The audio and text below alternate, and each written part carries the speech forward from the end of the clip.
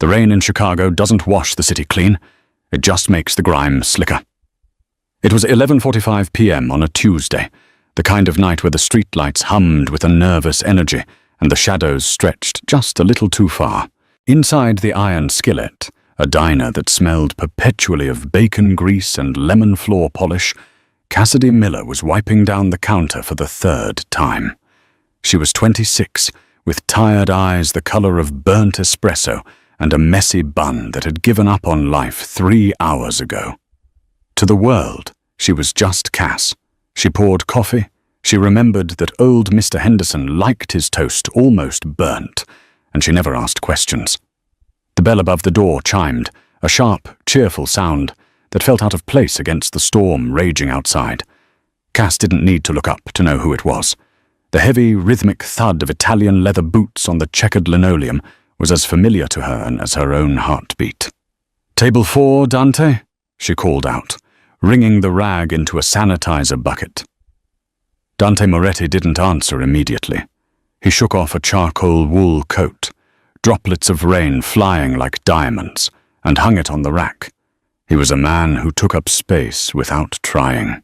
Broad shoulders, a jawline that looked carved from granite, and eyes that were always scanning the exits. He wasn't handsome in the way models in magazines were. He was handsome in the way a wolf is beautiful, predatory and magnetic. "Counter tonight, Cass," Dante said, his voice a low rumble that seemed to vibrate through the formica top. He sat on a stool 3 seats down from the register, his back to the wall, facing the door. Always facing the door.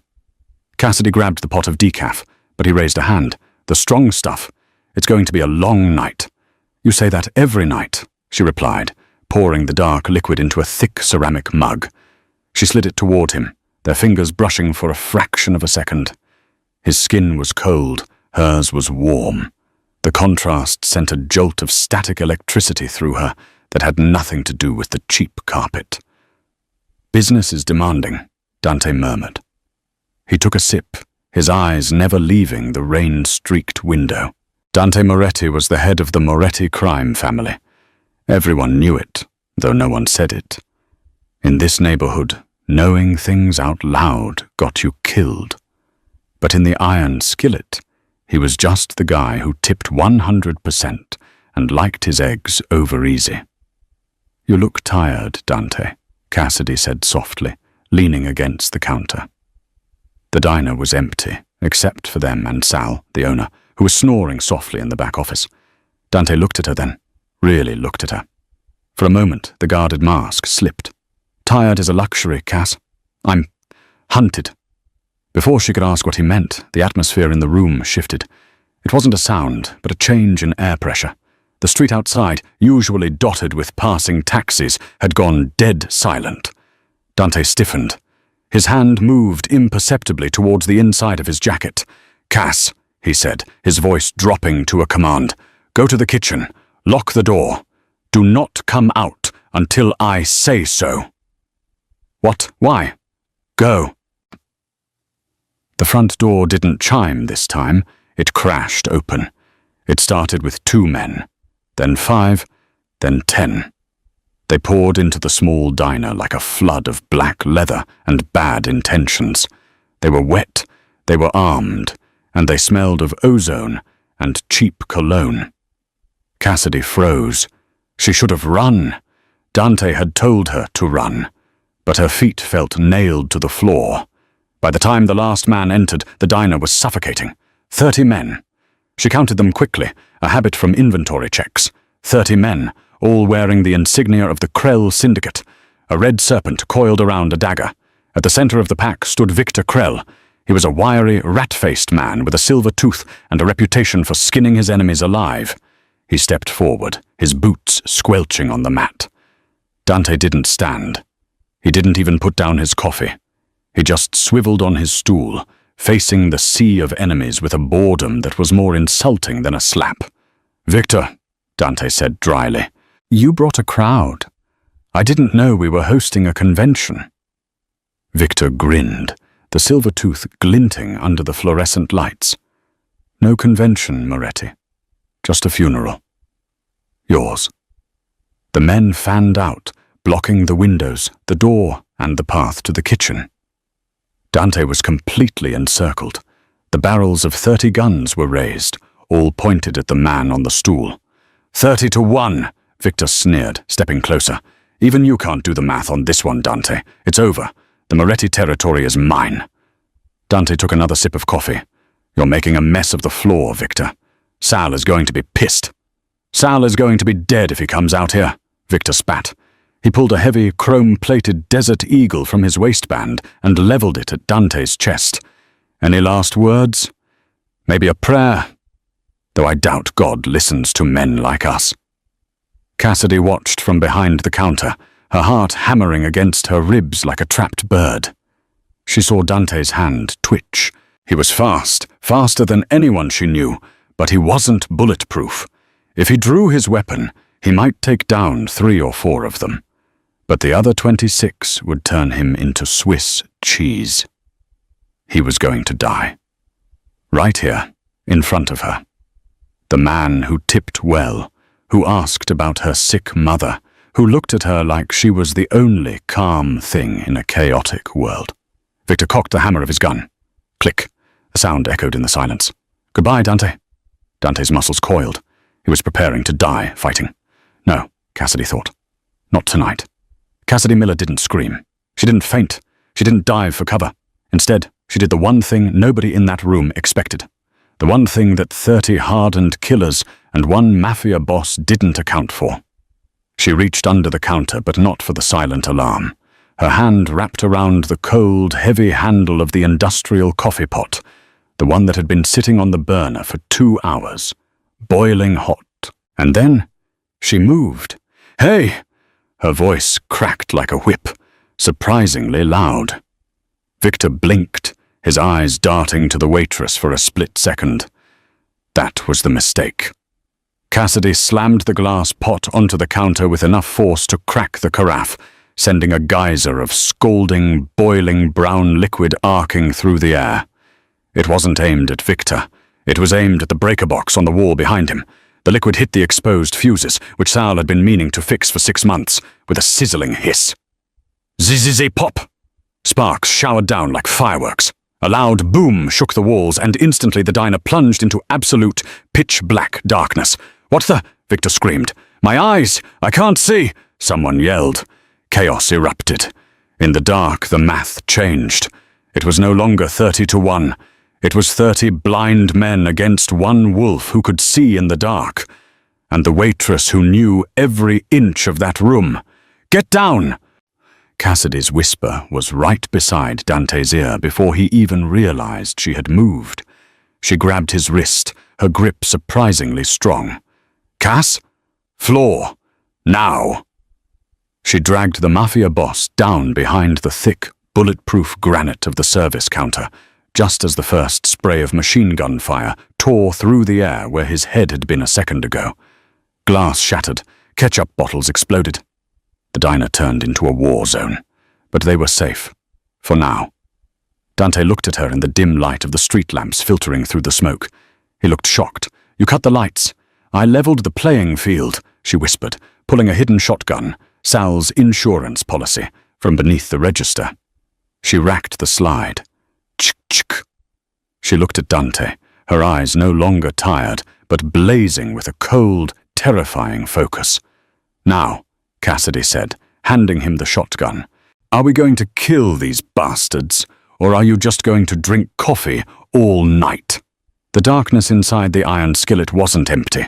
It was heavy, filled with the panicked breathing of 30 men who realized too late that they were locked in a cage with a predator. Hold your fire. You'll hit our own guys, Victor Krell screamed from somewhere near the door. Too late. Dante Moretti didn't hesitate. He knew the layout of the diner from years of patronage, but he knew the rhythm of violence from a lifetime of sin. He rolled out from behind the counter, staying low, the shotgun Cassidy had handed him tucked tight against his shoulder. Boom! The muzzle flash lit up the room like a strobe light for a split second, revealing a chaotic tableau of confused hitmen. The buckshot tore through the front line, sending 2 men crashing into a table of condiments. "Over there! Behind the counter!" someone yelled. A dozen submachine guns opened up, shredding the Formica counter into confetti. But Dante was already moving. He wasn't where they thought he was. And neither was Cassidy. While Dante drew their fire, Cassidy had slipped into the kitchen. To the Krell soldiers, she was just a civilian casualty, a frightened waitress hiding under a table. They ignored the kitchen swing door. That was their second mistake. Cassidy moved through the kitchen with a fluidity that shouldn't have belonged to a woman who spent her days pouring coffee. She didn't fumble in the dark. She grabbed a boning knife from the magnetic strip on the wall and a heavy cast-iron skillet from the drying rack. She kicked the swing door open. A Krell soldier, a brute named Kincaid, was flanking the counter, his weapon raised, hunting for Dante. He never heard her coming. Cassidy didn't scream. She stepped in close, inside the arc of his weapon, and slammed the edge of the cast-iron skillet into his temple. The sound was sickening, a wet crack that dropped him instantly. Before his body hit the floor, she caught his falling MP5 submachine gun with her left hand, discarding the skillet. "Dante! 3 at your 9 o'clock!" she shouted, her voice cutting through the gunfire. Dante spun, trusting the voice instinctively. He fired the shotgun blindly to his left. A scream confirmed she was right. "How do you know that?" Dante growled, discarding the empty shotgun and drawing his own custom 1911 from his shoulder holster. "I can hear their boots on the glass," she replied, sliding across the floor to take cover behind a red vinyl booth. She checked the mag on the stolen MP5. "Standard issue, no suppressor. These guys are amateurs, Victor."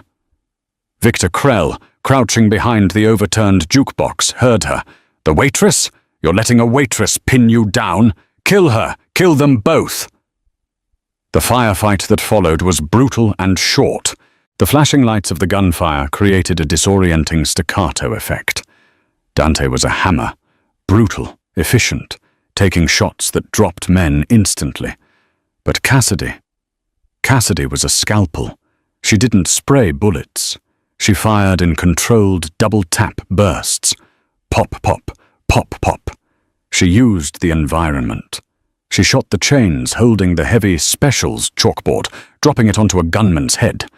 She slid a napkin dispenser across the floor to draw fire, then flanked the shooter when he turned. Within 3 minutes, the odds had shifted. It wasn't 30-1 anymore. It was 5-2. The floor was slick with grease, blood, and spilled milkshakes.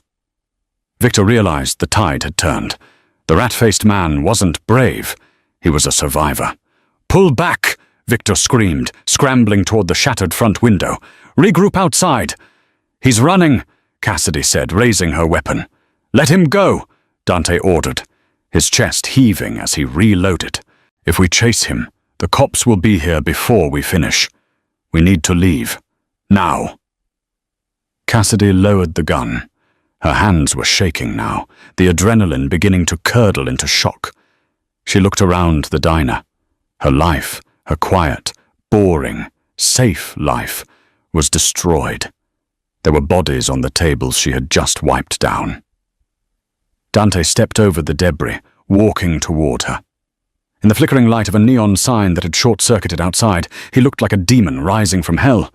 His coat was ruined, stained with plaster dust and blood, but his eyes were fixed on her with an intensity that burned. He reached out, not to take the gun, but to grab her arm. His grip was iron. "Who are you?" he demanded, his voice low and dangerous. "Waitresses don't know how to clear a jam on an MP5. Waitresses don't flank enemies." Cassidy looked up at him. The smell of cordite was thick between them. "I'm the girl who just saved your life, Dante. Isn't that enough?" "No," he said. "It's not." Sirens wailed in the distance. The Chicago PD was coming. "My car is out back," Dante said, pulling her towards the kitchen exit. "You can't stay here. Krell knows your face now. You stay. You're dead." Cassidy hesitated for a second, looking at her apron, stained with the night's violence. She untied it, letting it drop to the floor. "Drive fast," she said. The drive was silent. Dante drove a matte black Audi RS7, weaving through the Chicago streets with a precision that bordered on reckless. He didn't head towards the Moretti estate in Lake Forest. That would be the first place Krell would look, and the first place the cops would raid. Instead, he drove towards the industrial district, pulling into the underground garage of a converted textile factory on the river. The safe house was a penthouse loft, all exposed brick, steel beams, and floor-to-ceiling glass overlooking the dark, churning water of the Chicago River. It was cold, sterile, and clearly designed for a man who didn't expect guests. Dante killed the engine. The silence that followed was louder than the gunfire. "Get out," he said. Cassidy climbed out. Her legs felt like jelly. The adrenaline crash was hitting her hard. She followed him into the private elevator. He keyed in a code, and the doors slid shut. Inside the loft, Dante threw his keys on a glass table and immediately went to a wet bar. He poured 2 fingers of amber whiskey and downed it in one swallow. Then he poured another and slid it across the counter toward her. "Drink," he commanded. "You're going to need it." Cassidy took the glass. Her hands were trembling so much the ice clinked against the sides. She took a sip. It burned, grounding her. Dante took off his ruined coat and tossed it onto a leather chair. Underneath, his white dress shirt was soaked in blood on the left sleeve. "You're hit," Cassidy said, her voice small. Dante glanced at his arm. "Graze. A ricochet. I've had worse shaving." He walked toward her, invading her personal space until she backed up against the cold glass of the window. The city lights twinkled behind her, indifferent to the violence. "Stop shaking," Dante said, his voice softer now, but still commanding. He placed a hand on the wall beside her head, boxing her in. "I need the truth, Cass, and I need it right now. I don't believe in coincidences. A waitress at my favorite spot just happens to have combat training? Who sent you? Was it the feds? Or are you working for another family?" Cassidy looked him in the eye. This was the moment. She could lie, but Dante Moretti made a living, smelling lies. "I'm not a Fed, and I'm not Mafia," she said. "My name isn't Cassidy Miller." Dante's eyes narrowed. "Go on." "My name is Sarah Jenkins. 10 years ago, my father was a logistics contractor for the military. He worked in private security." "Private security," Dante repeated. "Mercenaries." "He taught me how to shoot before I could ride a bike," she said, her voice hardening. "He taught me how to clear a room, how to spot a tail, and how to disappear. He wanted me safe. Where is he now?" "Dead," she said flatly. "He took a job he shouldn't have. He saw something he shouldn't have. They came for him in the night. I was 16. I hid in the crawl space while they finished him." Dante studied her face, searching for a crack in the story. He saw the pain there, raw and old.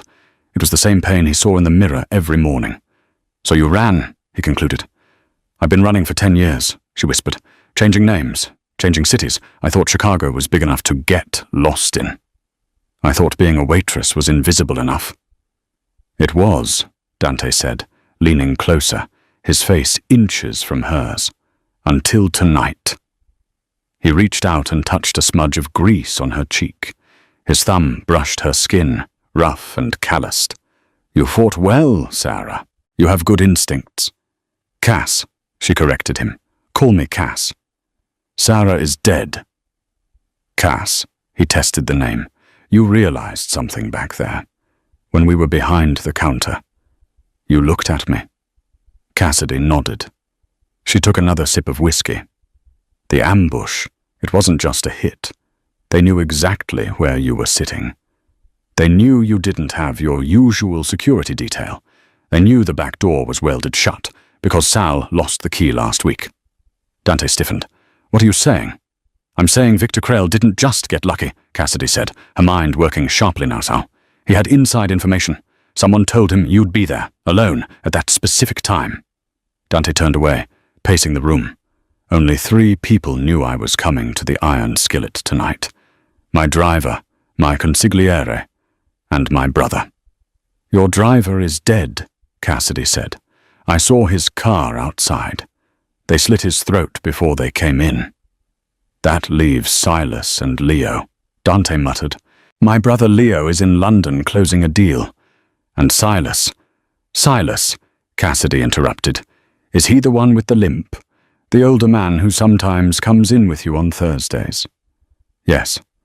Silas has been with my father since before I was born. He raised me. Last Thursday, Cassidy said, her memory flashing back. Silas came in to pick up a takeout order for you. He was on the phone. He thought I was in the back, but I was refilling the sugar packets near the door. He was speaking Russian. Dante stopped pacing. The air in the room dropped 10 degrees. Silas doesn't speak Russian. He does, Cassidy insisted. He said 2 words, clearly. Zatra, polnoche. Dante's face went pale, then dark with a rage that was terrifying to behold. Tomorrow. Midnight. The Krell Syndicate has been using Russian mercenaries for heavy lifting, Cassidy said.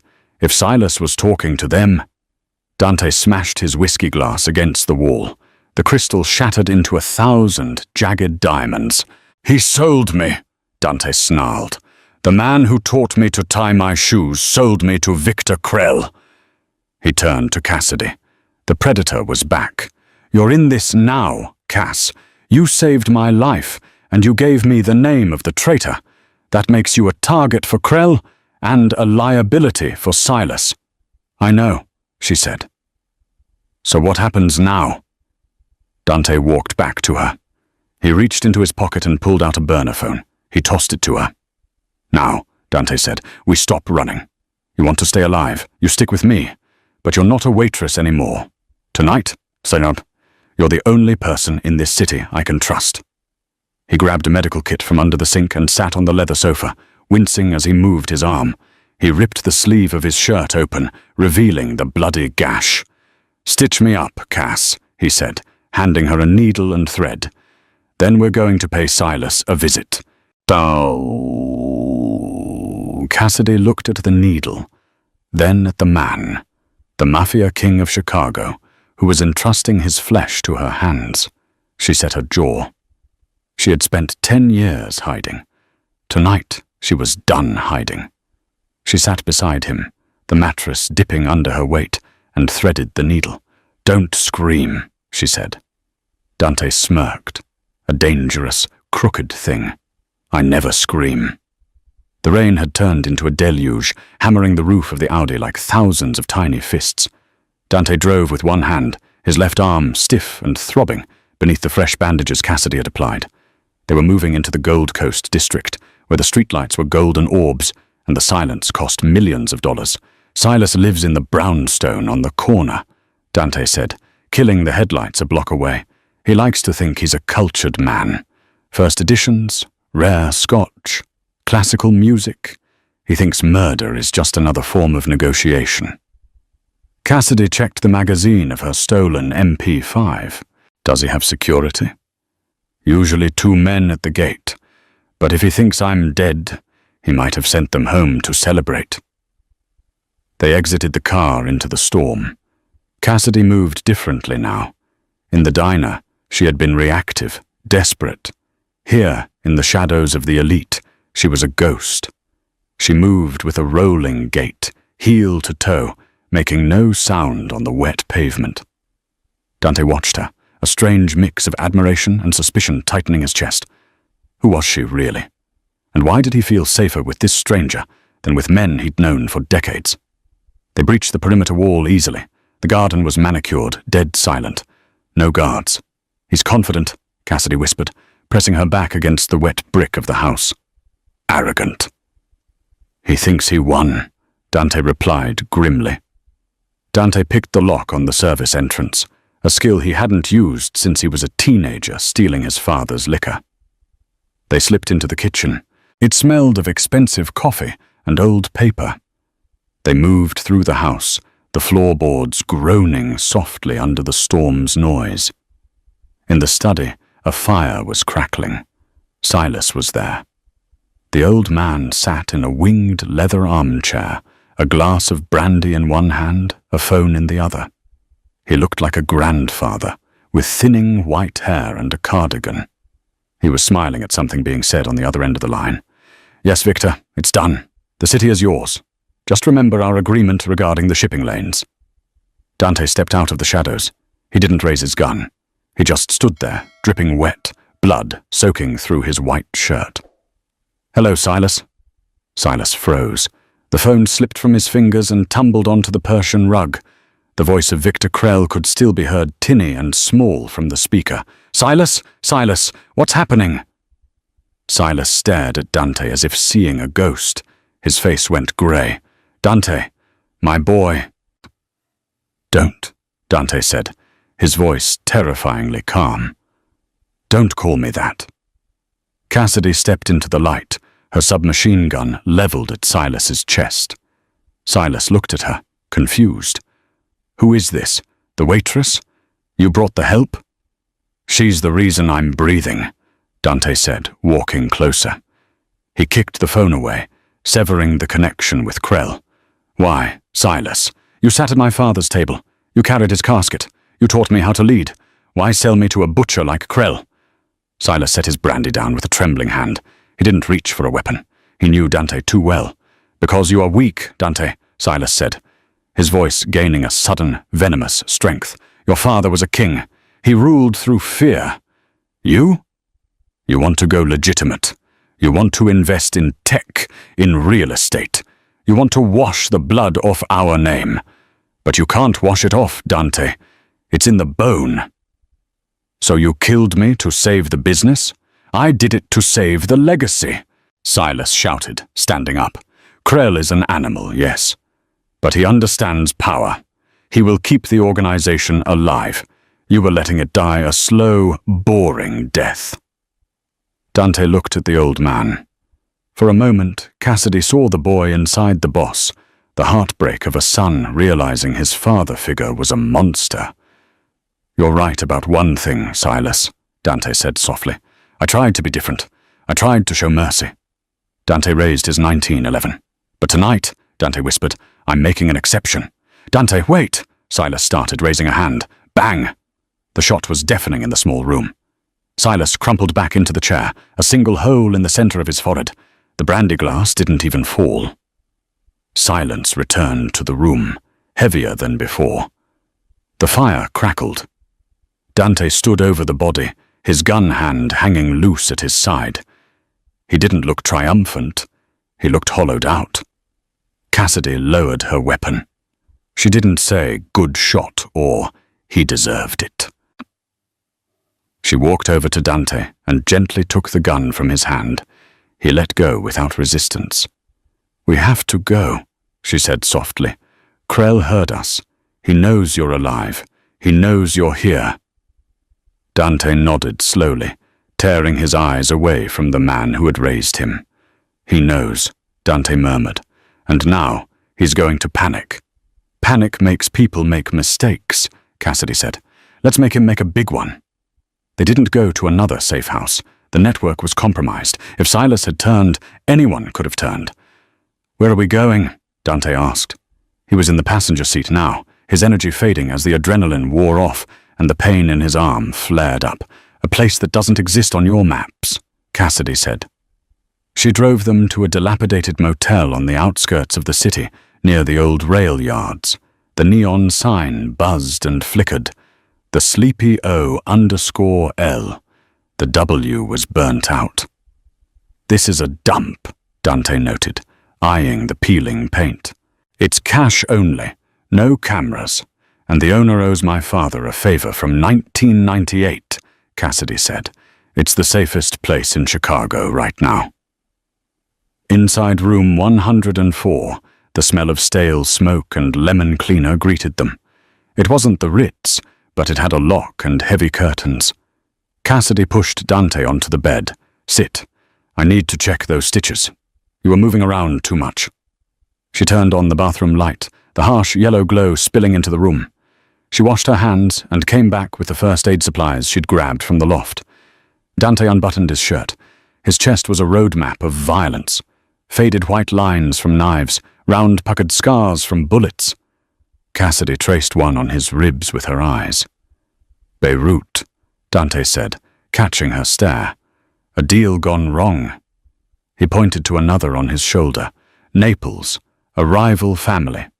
And this one? She asked, gesturing to the fresh, angry red wound on his arm. Chicago, he said, looking into her eyes. Betrayal. She cleaned the wound with efficient, gentle hands.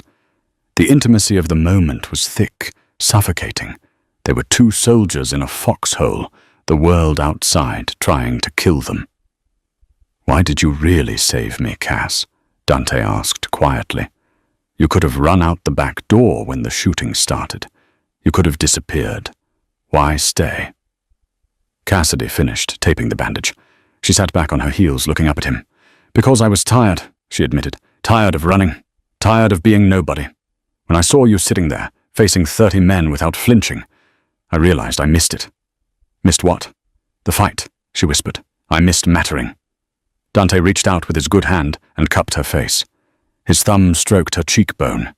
The air between them crackled. He leaned in, his intent clear. But before their lips could touch, Dante's phone, the burner he had taken, buzzed on the nightstand. The moment shattered. Dante pulled away, cursing under his breath. He grabbed the phone. It was a text message, not from a number, but from an encrypted server. He has Leo, the docks, Warehouse 4, 3 a.m. Dante went cold. Leo? Your brother?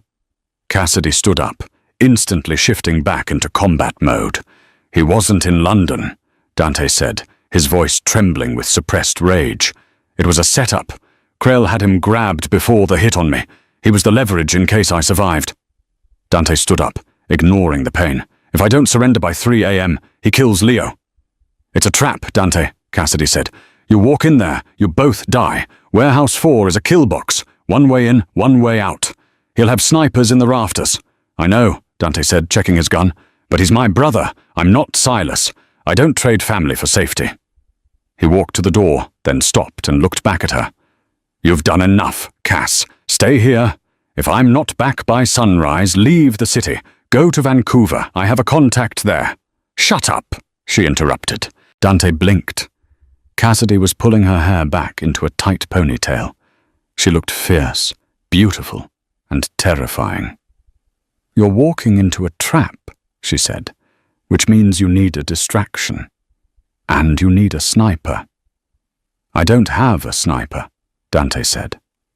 Cassidy walked over to the closet where she had stashed a long canvas bag she'd retrieved from the trunk of the Audi, something she hadn't mentioned earlier. She unzipped it. Inside lay a disassembled Remington 700 sniper rifle, matte black and well-oiled.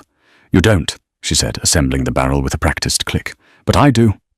Dante watched her, a slow, dark smile spreading across his face. Remind me never to piss you off, Cass. Too late for that, she said, racking the bolt. Let's go get your brother. The Chicago docks were a graveyard of rusted metal and fog. The mist rolled off Lake Michigan, thick and freezing, obscuring the towering cranes that looked like skeletal dinosaurs in the gloom. Warehouse 4 was a massive corrugated iron structure at the end of a pier. Floodlights cut through the fog, illuminating the wet concrete. Dante parked the Audi 300 yards away, behind a stack of shipping containers. Give me the earpiece, Cassidy said. He handed her a small tactical comms bud. She placed it in her ear. I'm going high, she said, pointing to a gantry crane overlooking the warehouse roof. It's a rusted ladder, wet metal, 60 feet up. It'll take me 10 minutes to get into position. I'll give you 10 minutes, Dante said. Then I walk in the front door. Dante, she grabbed his arm. Don't die before I can shoot them. I'll try my best. She vanished into the fog. Dante watched her go, feeling a strange tightening in his chest. He checked his watch. 2:48 a.m.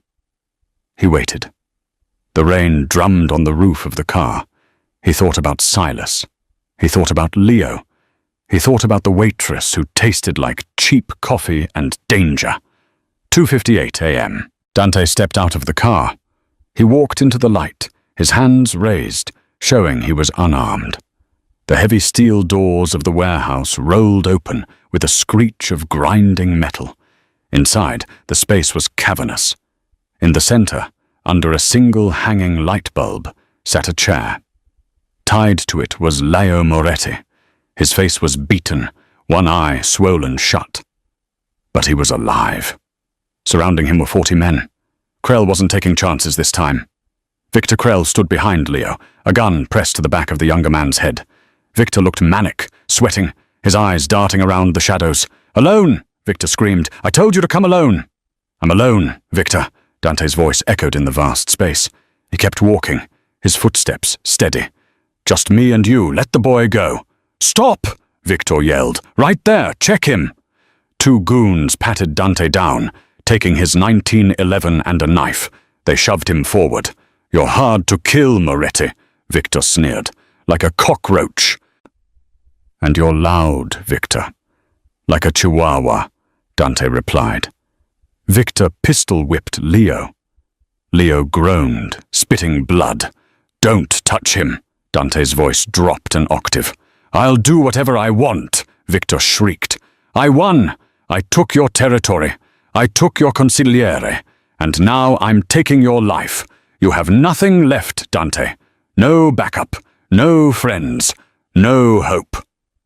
Dante looked at his watch. 3 a.m. exactly. He tapped his ear. "Now, crack!" The sound of the high-velocity rifle shot arrived a split second after the bullet. The man standing next to Victor, the one holding the detonator to the C4, strapped to Leo's chair, head snapped back as red mist sprayed into the air. He dropped instantly. "Sniper!" someone screamed. Chaos broke loose. Crack! Crack! 2 more men dropped. The shots were coming from the roof, punching through the skylights with impossible accuracy. "Get cover!" Victor screamed, dragging Leo backward, using him as a human shield. Dante didn't dive for cover. He dove for the dead man. He grabbed the fallen guard's assault rifle, rolled over his shoulder, and came up firing. "Cass, keep them off the east flank," Dante yelled into his comms. "Copy that. 2 tangos moving to your right. Dropping them now." Crack. Crack. It was a symphony of violence. Cassidy was raining death from above, pinning the Krell soldiers down, forcing them into Dante's line of fire. Dante moved like a wraith, cutting through the confusion. He wasn't outnumbered anymore. He was the hammer, and Cassidy was the anvil. He reached the center of the room. Victor was dragging Leo toward a back office. "Victor!" Dante roared. Victor turned, firing wildly. A bullet grazed Dante's hip, but he didn't slow down. He couldn't. Dante raised the rifle, but he couldn't take the shot. Victor was too close to Leo. "Drop it, Dante, or I blow his brains out!" Victor screamed, hiding entirely behind Leo's battered body. The gun was jammed into Leo's neck. Dante froze. The shooting in the warehouse slowed as the last of Krell's men were picked off by the angel of death on the roof. It was a standoff. "You lose!" Victor panted, his eyes wide with madness. "I'm walking out of here with him, and if you follow, he dies." Dante's finger hovered over the trigger. He couldn't do it. The angle was impossible. "Cass," Dante whispered into the mic, "do you have the shot?" There was a pause. A long, agonizing silence filled with the sound of rain on the metal roof. "I can't see him, Dante." Her voice came through, strained. "He's too low.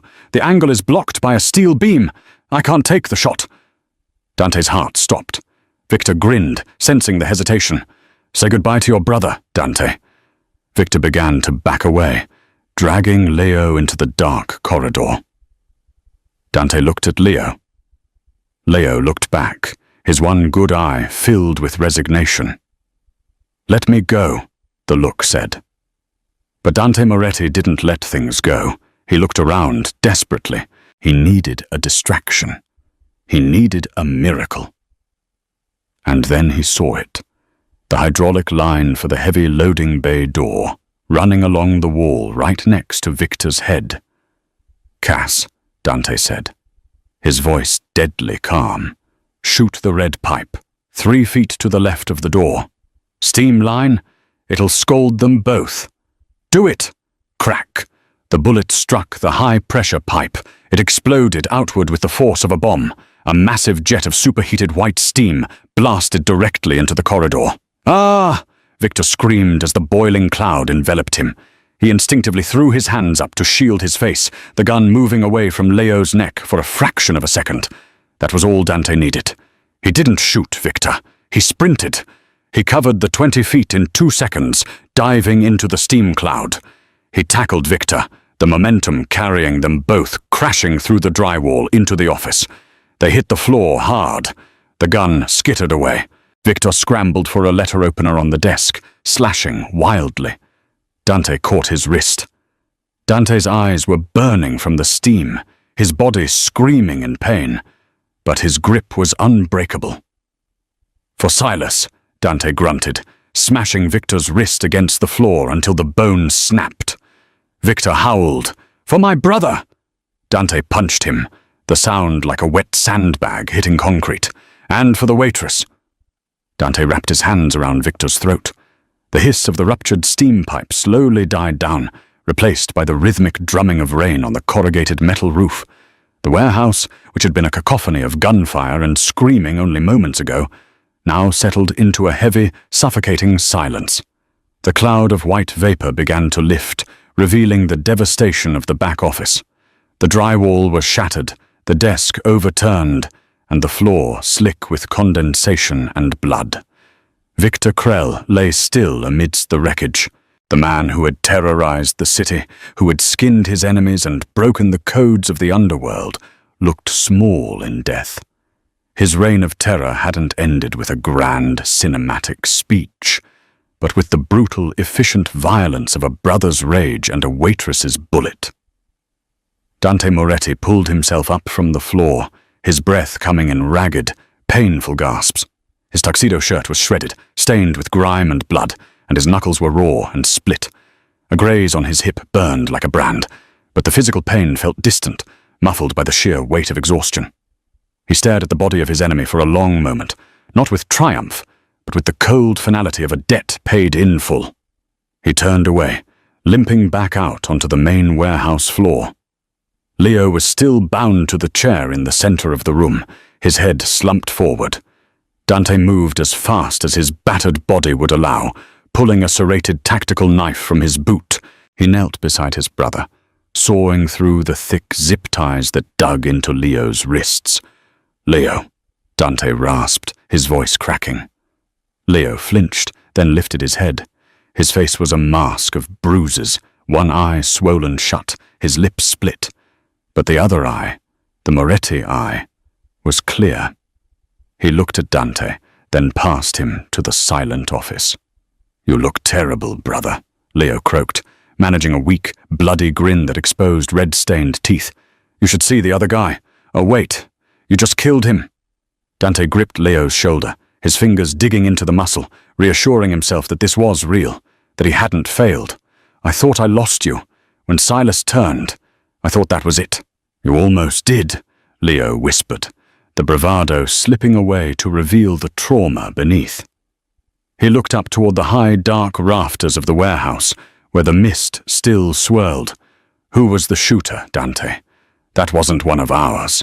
We don't have anyone who can make shots like that in zero visibility. That was military-grade work." Dante didn't answer immediately. He stood up, turning toward the massive, rolling steel doors of the loading bay. "She's coming down," was all he said. A minute passed. Then footsteps echoed on the concrete. A figure emerged from the shadows of the loading bay, backlit by the harsh floodlights of the pier. Cassidy walked towards them, the heavy Remington sniper rifle slung over her shoulder like a backpack. She was soaked to the bone, her hair plastered to her face in dark, wet strands. Grease from the crane ladder stained her hands, and rust smeared her cheek. She didn't look like a waitress. She didn't even look like a soldier.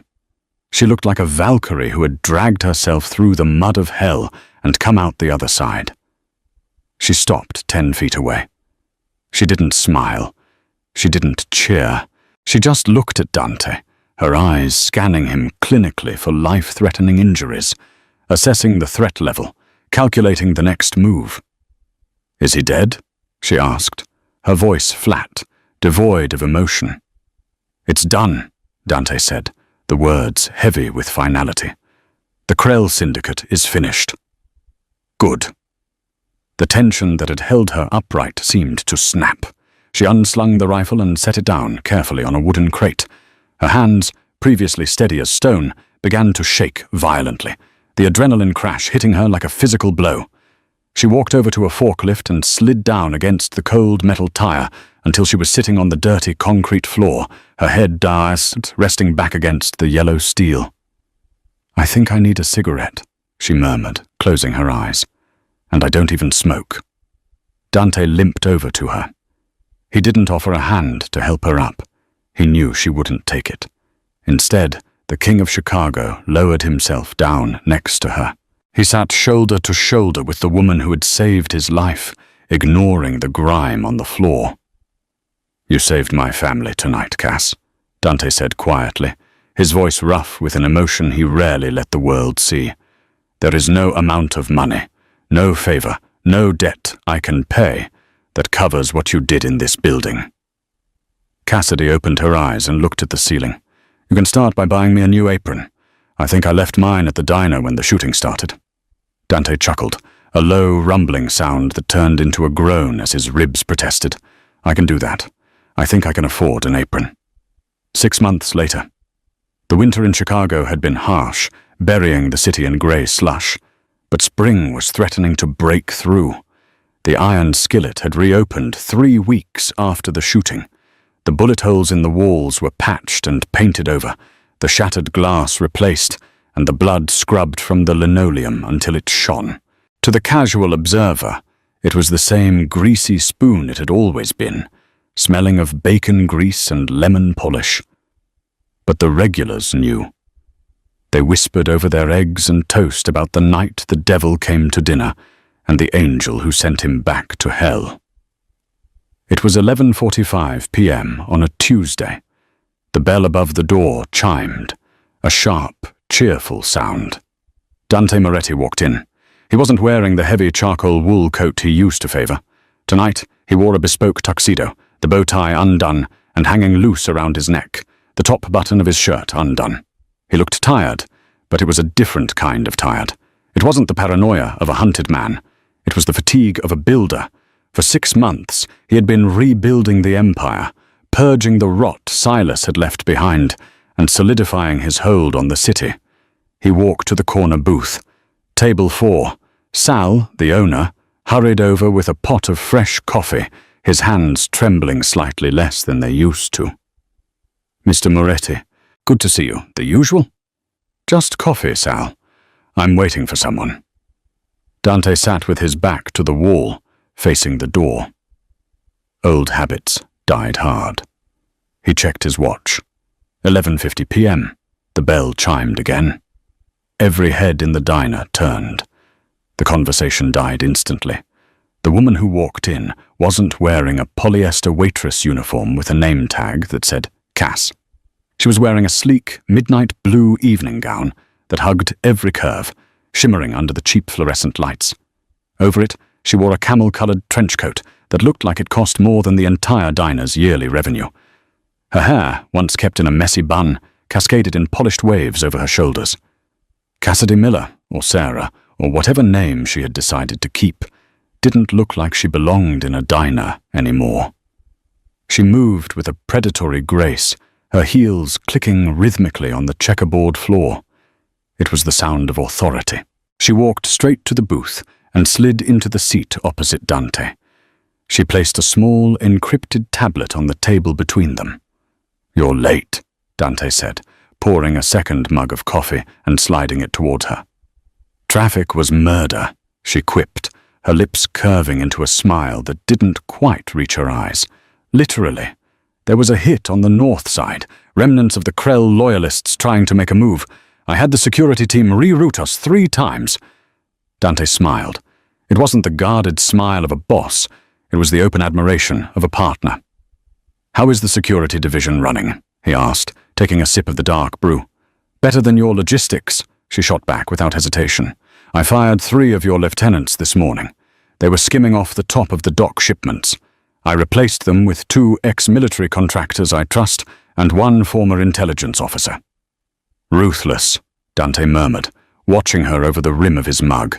Efficient, she corrected, picking up her coffee. She took a sip and grimaced immediately. God, this stuff is terrible. It tastes like battery acid. Why do we keep coming here, Dante? We own half the restaurants in the city. Because it reminds us, Dante said, his voice dropping an octave. He reached across the chipped formica table, covering her hand with his. His thumb brushed over the faint, white scar on her knuckle. A souvenir from the night at the warehouse, a permanent reminder of the violence that bound them. Cassidy looked down at their joined hands. The waitress who cleaned tables was gone, buried under layers of silk and steel. In her place was the woman who controlled the Moretti family's entire enforcement network. She went quiet, her expression shifting. The playfulness vanished, replaced by a serious, almost somber intensity. "You know," Cassidy said softly, leaning in closer so only he could hear. "There's one thing I never told you about that night. One detail I left out." Dante went still. "What?" "I didn't just pick up that coffee pot because I wanted to save you," she confessed, her eyes locking onto his. "I didn't step in just because I was tired of running. I did it because Victor Krell was the man who killed my father 10 years ago. I saw his face on the news, but I could never get close enough to strike." She squeezed his hand, her grip surprisingly strong. "When he walked into the diner that night, I knew it was the only chance I would ever get. I knew that if I saved you, you would lead me to him." Dante sat back slightly, processing the words. He studied her face, looking for deception, for malice. He realized the truth instantly. She had played the long game. In the chaos of that night, she had calculated the odds and used the Mafia boss as a weapon to aim at her own enemy. "So," Dante said slowly, his voice unreadable, "you used me. You used the Moretti family, my brother, and my war, all to get your revenge." Cassidy didn't flinch. She didn't apologize. She held his gaze with a defiant fire. "I was outnumbered 30-1, Dante. I made the only move I had. Does that make you angry? That I used you?" Dante Moretti, the man who made grown men tremble, looked at the woman sitting across from him. He saw the intelligence, the ruthlessness, and the loyalty that had been forged in fire. He realized he wasn't looking at a subordinate, he was looking at an equal. He lifted a hand to his lips and kissed the scarred knuckles, a gesture of absolute devotion. "Angry?" Dante whispered, a dark, dangerous smile spreading across his face. "Cara mia, I've never been more in love." Outside, the rain began to lash against the window, washing the grime off the Chicago streets. But inside the booth, the king and queen of the city just drank their terrible coffee, ready for whatever war came next.